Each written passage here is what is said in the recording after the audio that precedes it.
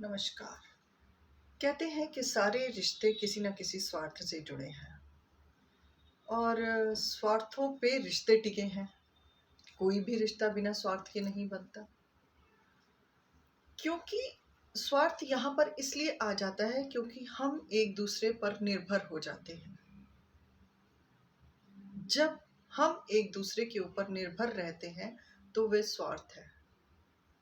अगर हम इसे ऐसे कहें कि जीवन का निर्वाह ही एक दूसरे के साथ जुड़कर होगा, समाज का, परिवार का विकास भी एक दूसरे के साथ जुड़कर होगा, तो ये कहना गलत है कि ये स्वार्थ है।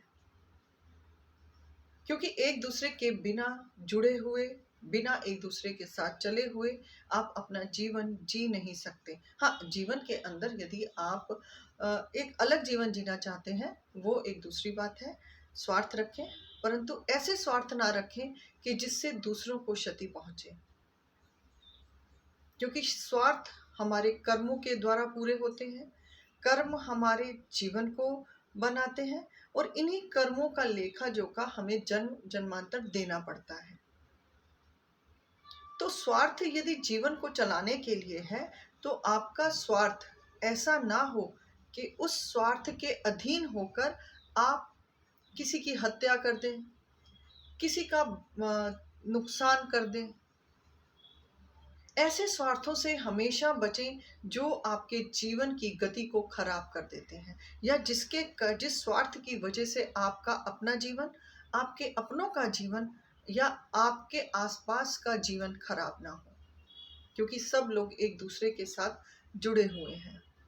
स्वार्थों की कड़ियाँ हमेशा जीवन के साथ चलती रहेंगी, परंतु ये भी कहा गया है कि निस्वार्थ भाव से भी कर्म होते हैं, निस्वार्थ भाव से भी रिश्ते होते हैं।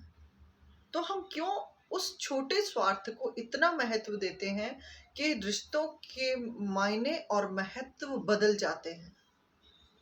क्योंकि यदि हम बात करें कि माता पिता का बच्चों के साथ स्वार्थ है, बच्चों का माता पिता का स्वार्थ है, पत्नी का पति के साथ, पति का पत्नी के साथ, समाज का मनुष्य के साथ कहीं ना कहीं एक जुड़ाव है। और इन सभी को जीवन निरंतर देने के लिए हमें उन छोटे छोटे जो हमारी ज़रूरतें होती हैं, जो हम एक दूसरे पर निर्भर होकर ही पूरी कर सकते हैं, तो हम उसको स्वार्थ का नाम नहीं दे सकते, क्योंकि वह स्वार्थ जीवन को चलाने के लिए ज़रूरी है। हाँ, स्वार्थ तब हानिकारक है या तब स्वार्थ कहलाएगा कि जब आप अपनी इच्छा पूर्ति के लिए, यानी कि आप अपनी डिजायर्स को पूरा करने के लिए कुछ भी कर रहे हैं, चाहे वह शारीरिक हो, चाहे वह मानसिक हो, चाहे वो सामाजिक तौर पर हो या पारिवारिक तौर पर हो, वो स्वार्थ गलत माने जाएंगे कि जिनको पूरा करने के लिए आप दूसरों को भावात्मक, मानसिक रूप पर और सामाजिक रूप पर आप क्षति पहुंचा रहे हैं।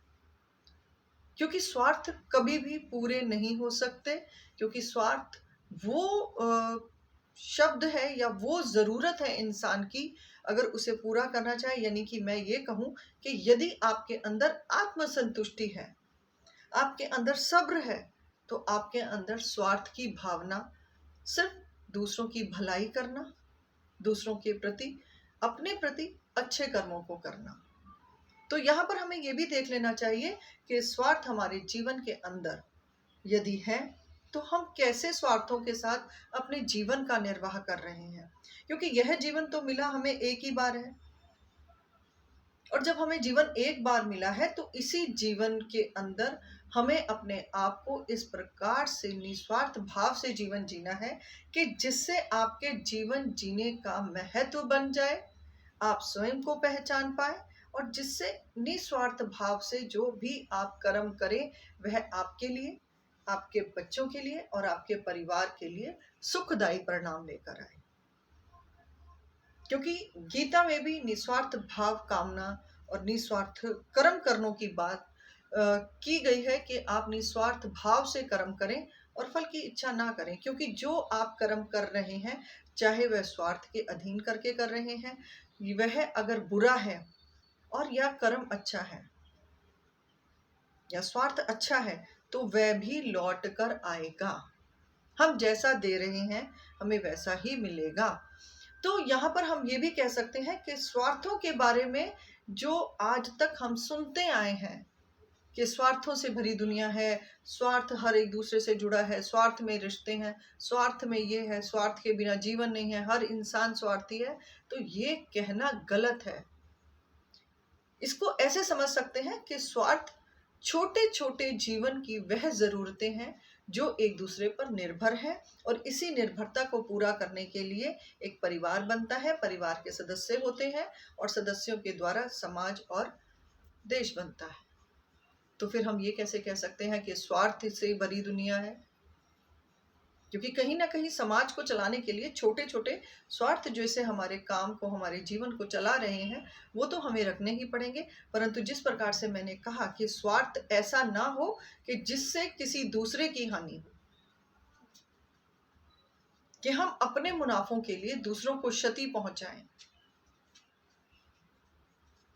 अपने स्वार्थों को पूरा करने के लिए हम इतने भूल जाए, इतने उतारू हो जाएं कि हमारी बुद्धि का संयम खो जाए।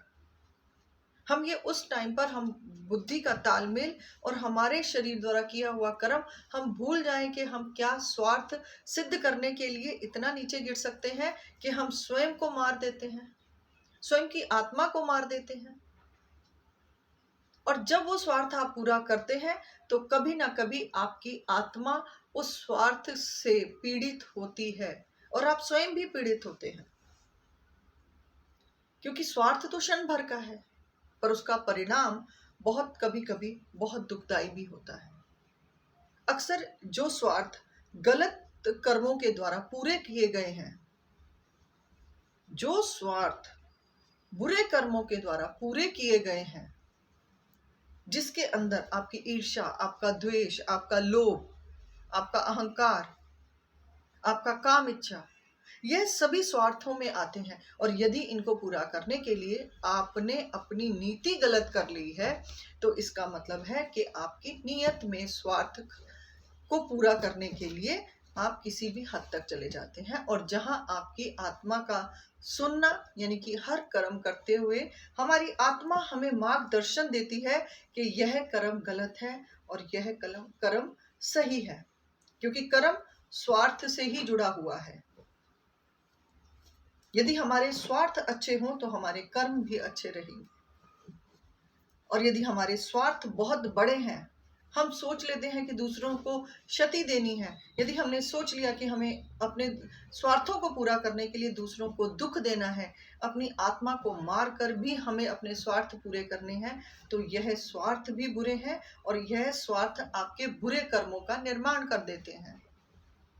इन बुरे कर्मों से बचने के लिए हमें स्वार्थहीन, यानी कि निस्वार्थ भाव से कर्म करने चाहिए। अगर आप निस्वार्थ भाव से कर्म करते हैं तो आपके अंदर, आपके जीवन के अंदर और आपके व्यक्तित्व के अंदर बहुत अच्छे बदलाव रहते हैं। आप हमेशा दूसरों की भलाई का कार्य करते हैं,